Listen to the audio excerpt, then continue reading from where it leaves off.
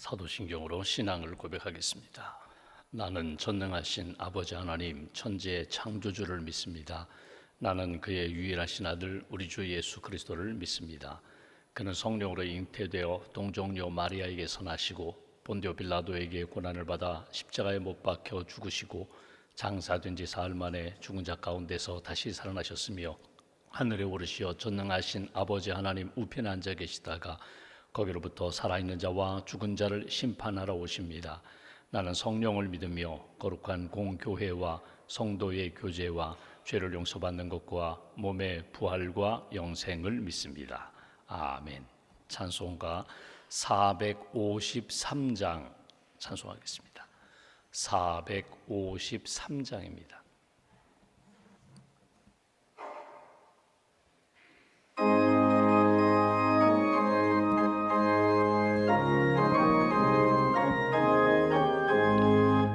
예수도 알기 원하네. 크고도 넓은 은혜와 대속해 주신 사랑을 간절히 알기 원하네. 내 평생의 소원, 내 평생의 소원, 대속해 주신 사랑을 간절히 알기 원하네. 성령이 스승 되셔서 진리를 가르치시고 거룩한 뜻을 깨달아 예수를 알게 하소서. 내 평생의 소원, 내 평생의 소원, 대속해 주신 사랑을 간절히 알기 원하네. 성령의 감화 받아서 하나님 말씀 배우니 그 말씀 안절안절이 내 맘에 교훈되도다. 내 평생의 소원, 내 평생의 소원, 대속해 주신 사랑을 간절히 알기 원하네. 예수가 계신 보좌는 영광에 둘려 있도다. 평화의 왕이 오시니 그 나라 왕성하도다. 내 평생의 소원, 내 평생의 소원, 대속해 주신 사랑을 간절히 알기 원. 4절입니다. 예수가 계신 보좌는 영광에 둘려 있도다. 평화의 왕이 오시니 그 나라 왕성하도다. 내 평생의 소원, 내 평생의 소원, 대속해 주신 사랑을 간절히 알기 원하네. 기도하겠습니다. 살아계신 하나님, 지난밤에도 저희들을 몸과 마음과 영혼 주의 날개 아래 품어주시고 새 아침 일어나게 하시고 또 기도의 자리로 주님 말씀 사모하며 은혜의 자리로 나올 수 있도록 인도해 주셔서 감사합니다. 이 아침에 찬송하며 믿음으로 고백하며 기도하며 하나님의 말씀 듣는 가운데 우리의 약했던 심령이 강해지게 하시고 어두웠던 심령이 밝아지게 하시고 또 낙심하고 힘을 잃었던 우리의 심령과 삶이 하늘로부터 부어주시는 은혜와 능력 가운데 새 힘 얻고 담대함으로 일어나 주의 길을 걸어갈 수 있는 하나님의 사람 믿음의 용사들로 굳게 붙들어 주시옵소서. 기도하며 세상 사람들이 보지 못하는 것 믿음의 눈을 떠서 볼 수 있도록 영적인 주님의 음성 들을 수 있도록 또 믿음으로 고백하며 하나님이 기뻐하시는 생명의 고백과 사랑의 고백과 은혜의 고백으로 오늘 한날 살아갈 수 있도록 하나님께서 오른손으로 붙들어 주시옵소서. 믿음의 다리가 되기를 원합니다. 은혜의 통로가 되기를 원합니다. 선교의 도구가 되기를 원합니다. 나를 통하여 하나님의 영광이 나타나게 하시고 나를 통하여 예수 그리스도의 생명의 복음이 가족들과 이웃들과 또 친구들에게 담대히 증거될 수 있도록 성령님 역사하여 주시옵소서. 우리의 마음과 우리의 삶과 우리의 모든 형편을 아시는 하나님, 눈물로 기도하는 사랑하는 성도들의 기도를 주님 응답해 주시기를 원합니다. 모세가 기도할 때에 이스라엘 백성들의 모든 죄악을 용서하시고 구원해 주신 하나님의 역사처럼 나라와 민족을 위하여 기도하고 불의와 잘못된 세상을 위하여 기도할 때 하나님의 공의가 회복되고 하나님의 사랑과 하나님의 구원의 역사가 나타나는 그런 기도자가 될 수 있도록 주님 힘을 더하여 주시옵소서.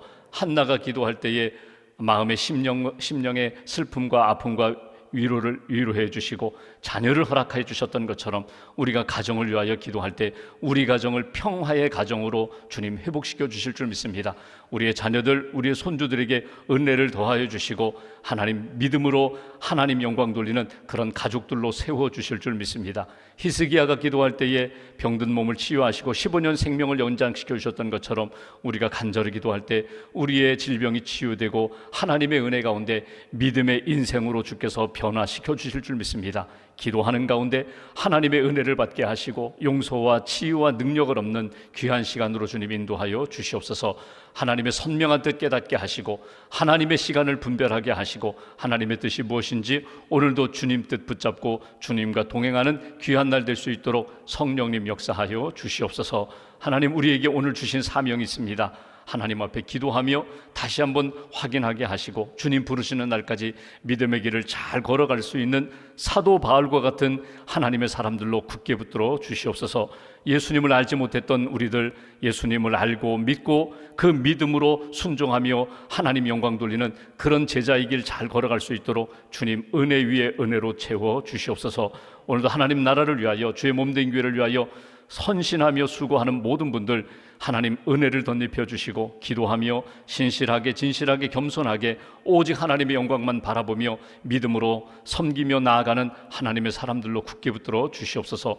영적으로 풍성하게 하시고 말씀으로 풍성하게 하시고 믿음이 성장하며 하나님의 기쁨이 되는 귀한 사역자들 될 수 있도록 은총 더하여 주시옵소서. 여름 성경학교 수련회를 앞두고 기도하며 준비하는 교역자와 교사 선생님들에게 은혜를 덧입혀 주시고 지치지 않도록 새 힘 덧입혀 주시고 감사와 기쁨으로 주님 주시는 은혜와 능력으로 잘 섬길 수 있도록 힘을 더하여 주시옵소서. 국내 단기 선교 준비하는 우리 젊은이 교회 성도들에게 은혜를 덧입혀 주시고 한 영혼 한 영혼 주님의 마음으로 잘 섬길 수 있도록 주의 복음 증거하며 교회를 세울 수 있도록 주님 크신 은총으로 도와 주시옵소서. 오늘도 1000번째 감사함을 주님 앞에 봉헌합니다. 예물과 삶을 받으시고 간절한 기도의 제목에 선한 역사로 주님 응답하여 주시옵소서. 한나라의 삶을 온전히 주님께 맡깁니다. 주님 바라보며 힘과 소망과 능력 얻게 하시고 오늘도 주님 더 깊이 알아가며 체험하며 감사로 영광 돌릴 수 있는 귀한 날로 인도하여 주시옵소서. 우리 주 예수님의 이름으로 기도하옵나이다. 아멘. 오늘 말씀 요한복음 7장 말씀 보겠습니다. 요한복음 7장 25절부터 36절까지입니다.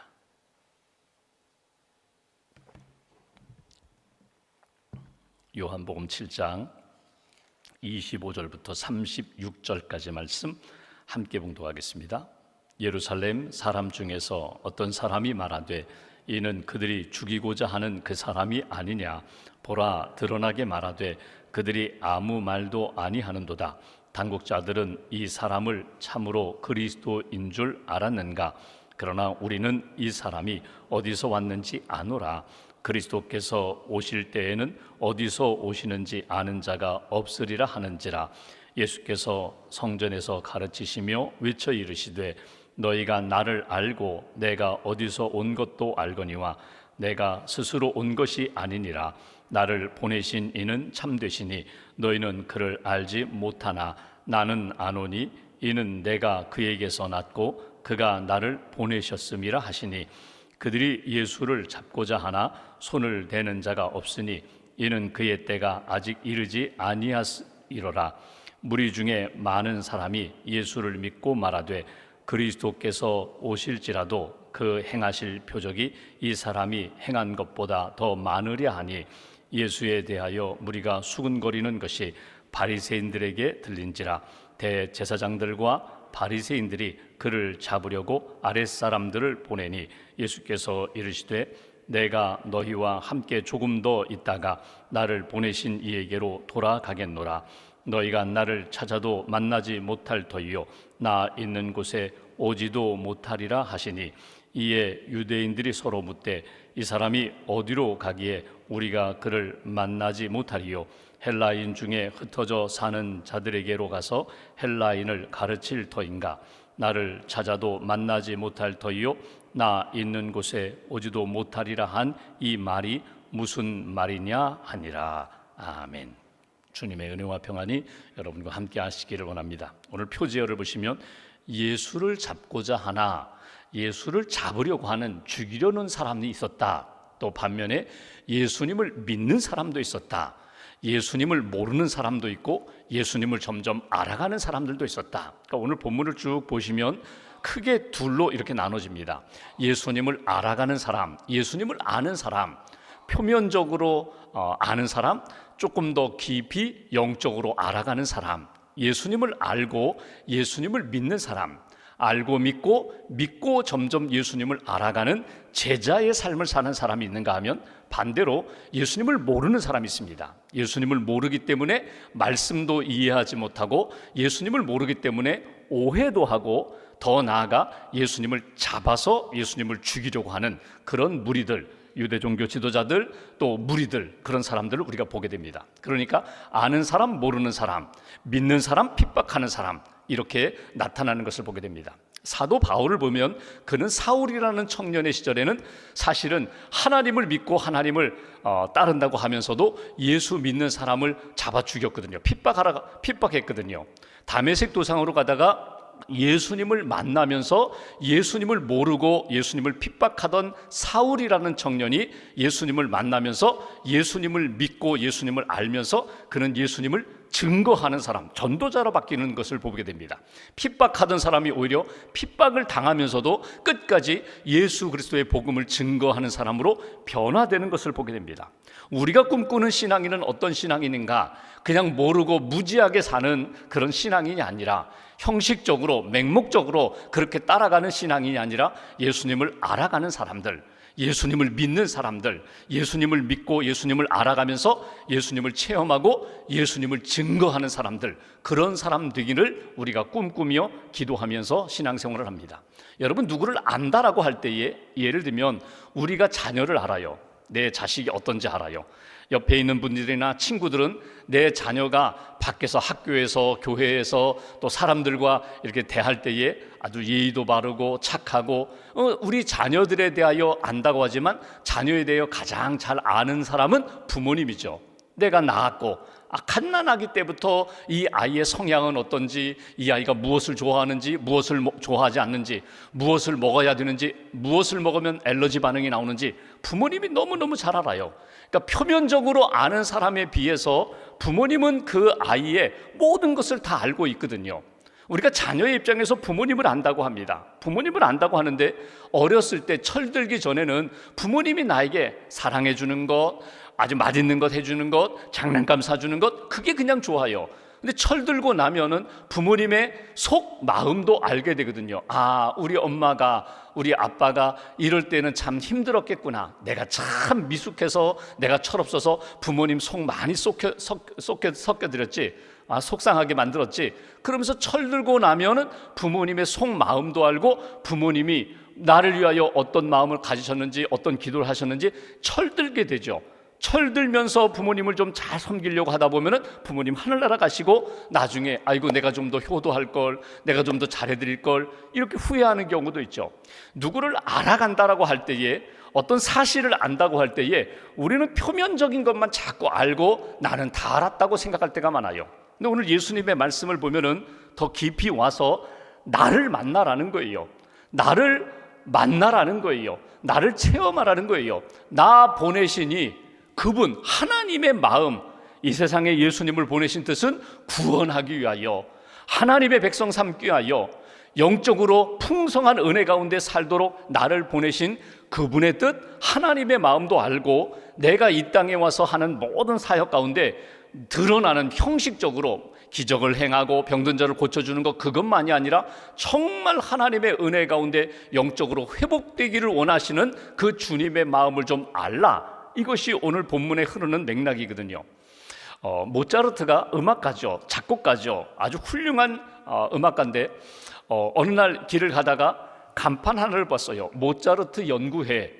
아니, 모차르트 나를 연구한다고? 그래서 그 모임, 그 건물로 들어갔더니 몇몇 사람들이 모였어요. 음악을 듣고 있는 거예요. 자기가 작곡한 그 음악을 쭉 듣고 있는 거예요. 모차르트가 굉장히 흐뭇했어요. 아, 내가 작곡한 음악을 듣고 있구나. 다 듣고 나더니 이제 돌아가면서 토론을 하는 거예요. 아, 모차르트가 이 곡을 작곡할 때에는 이런 상황에서 작곡했을 것입니다. 모차르트는 이런 마음으로 여기에는 이렇게 강조하고 여기에는 이렇게 조용하게 처리했을 것입니다. 그 중에 해설사 한 사람이 나오더니 제가 모차르트를 가장 잘 압니다. 모차르트는 이 상황에 고난 가운데 이것을 만든 것입니다. 이런 상황 가운데 만든 것입니다. 가만히 듣고 있자 하니까 지금 자기가 작곡한 곡에 대하여 사람들이 듣고 토론하는데 틀린 이야기예요. 맞지도 않아요. 그리고 더더군다나 거기 가장 잘한다고 하는 사람은 지금 자기가 여기 이렇게 와 있는데 자기 알아보지도 못하고 있는 거예요. 모차르트가 이야기합니다. 제가 알기로는 그거 아닌데요. 제가 알기로는 그때 고난 가운데 이 곡을 지은 것이 아니라 그가 영감을 받아서 지은 건데요. 여기에 강조점은 여기가 아니라 저긴데요. 이렇게 얘기했더니 버럭 화를 내는 거예요. 해설사가.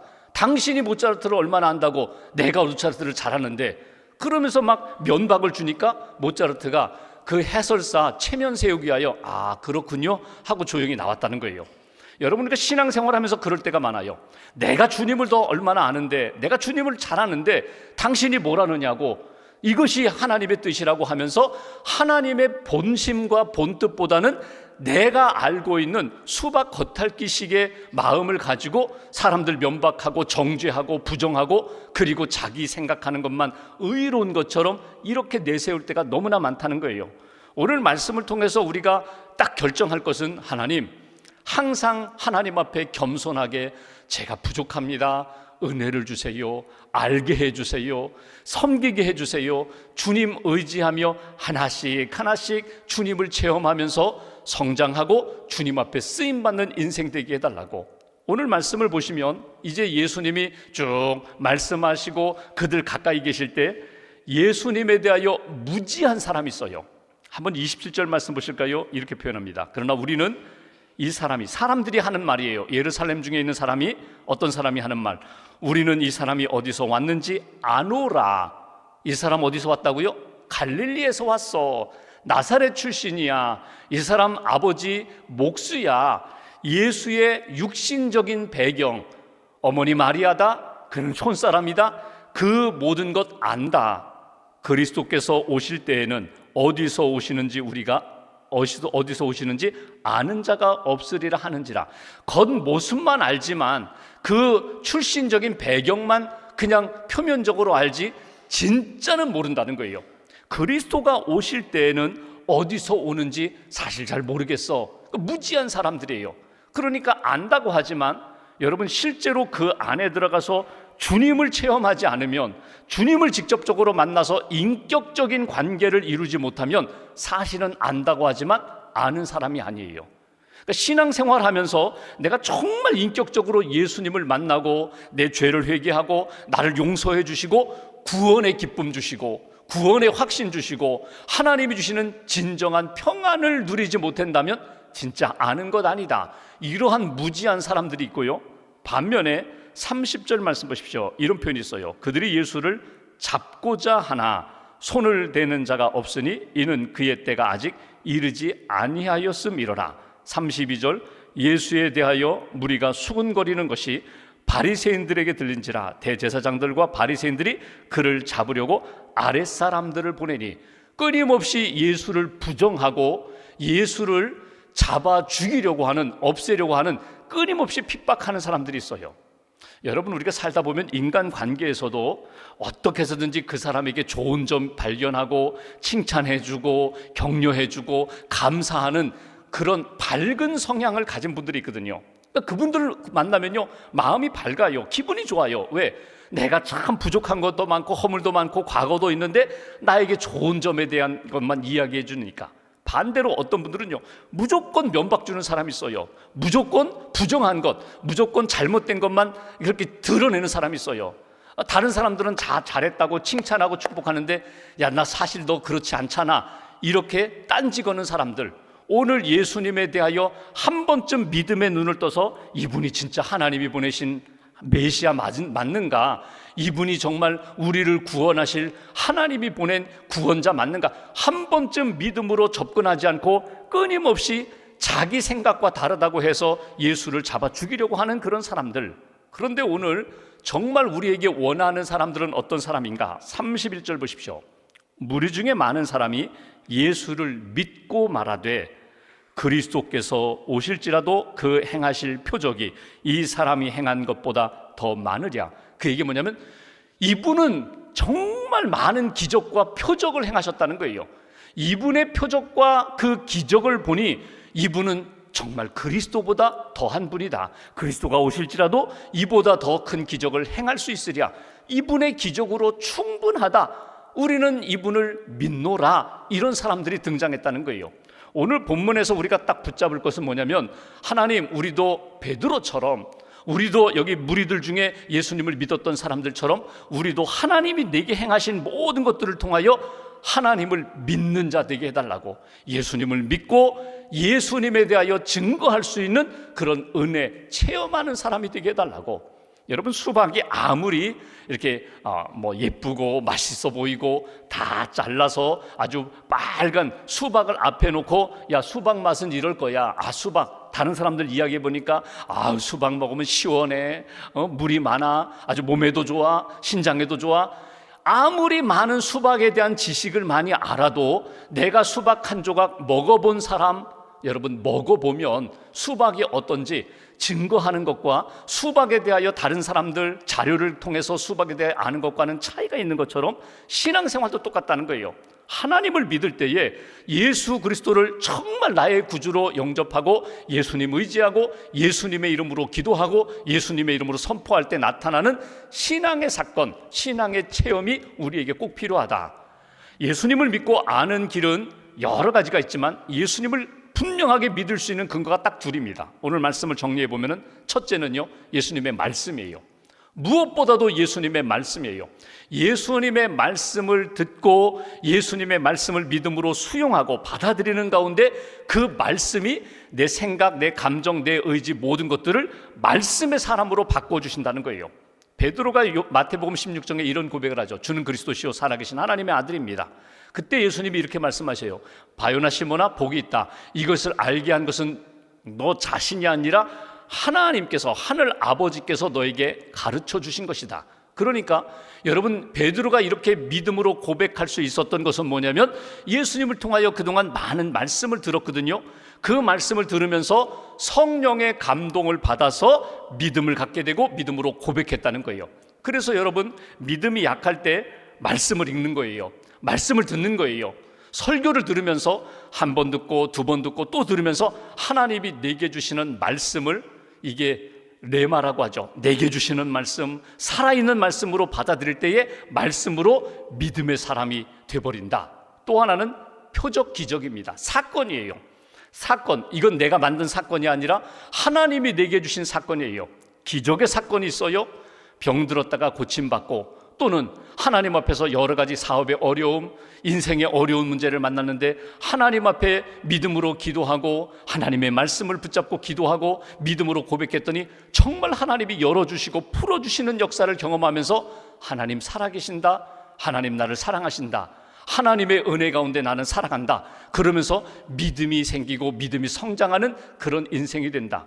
오늘 기도하면서 하나님 나에게 믿음을 더해 주세요. 하나님 말씀을 주세요. 오늘 내게 말씀을 주세요. 하나님 표적, 사건을 주세요. 기적을 베풀어 주세요. 존 웨슬리 목사님이 이런 이야기를 합니다.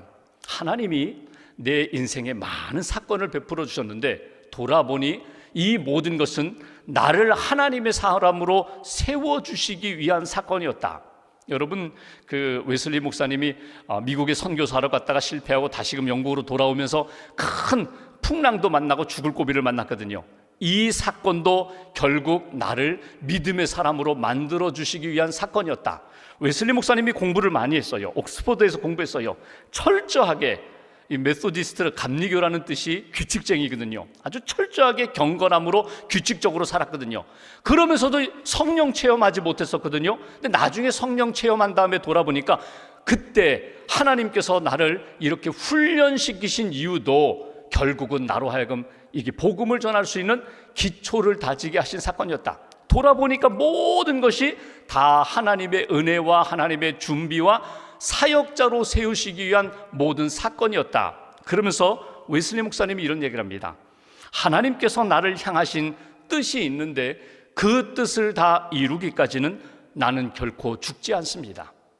하나님이 내게 맡겨주신 그 뜻, 사명을 다하기까지는 나는 결코 죽지 않습니다. 그 이게 뭐냐면 내게 사명이 있는 한 감당할 수 있는 힘도 주시고 건강도 주시고 능력도 주신다. 나는 그 하나님을 알고 그 하나님을 믿는다. 요걸 조금 더 깊이 들어가 볼까요? 그렇다면 어느 때에 하나님이 나를 부르셔요. 그러면 욕심이 있고 인간적인 아쉬움이 있어도 하나님이 나를 여기까지구나, 하나님이 주신 뜻은 여기까지구나, 내게 주신 사명은 여기까지구나, 나는 그 뜻을 수용하고 받아들이라. 이것이 하나님을 알고 하나님의 뜻 가운데 사는 인생이다. 오늘 예수님이 쭉 말씀하시면서 우리에게 원하시는 것이 있습니다. 믿음의 사람이 되어라. 무지한 사람 되지 말고 이제는 알고 믿고 주님의 은혜 가운데 사는 하나님의 사명자가 되어라. 핍박하는 사람 되지 말고 오히려 예수님의 도구에 쓰임받는 하나님의 사람이 되어라. 오늘 더 깊이 주님을 말씀과 표적으로, 사건으로, 기적으로 주님을 알아가면서 주님의 뜻에 쓰임받는 인생. 오늘 하루 하나님 앞에 기도하면서, 여러분 그런 얘기 있잖아요. 하나님은 먹는 기도 너무 잘 들어주신다고. 아침에 하나님 오늘 누가 짜장면 좀 먹게 해주세요. 기도했더니 정말 누가 짜장면 같이 먹자고 점심에 기도하는 거예요.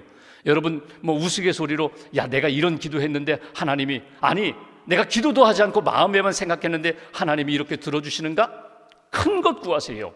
내가 할 수 없는 것, 내가 감당할 수 없는 하나님의 꿈, 하나님의 뜻을 구하시라는 거예요. 하나님, 나는 못하지만, 나는 무능하지만, 나는 한계가 있지만 하나님만이 하실 수 있는 그 뜻을 나는 붙잡고 기도합니다. 그러면 어느 순간에 나도 모르게 하나님이 이루어 주시고 하나님이 역사하신 것, 그걸 체험하고 간증할 수 있는 은혜의 사람이 될 것입니다. 오늘 말씀 붙잡고 예수님의 간절한 마음, 그 뜻대로 살아가는 저와 여러분 되시기를 주님의 이름으로 기원합니다. 기도하겠습니다.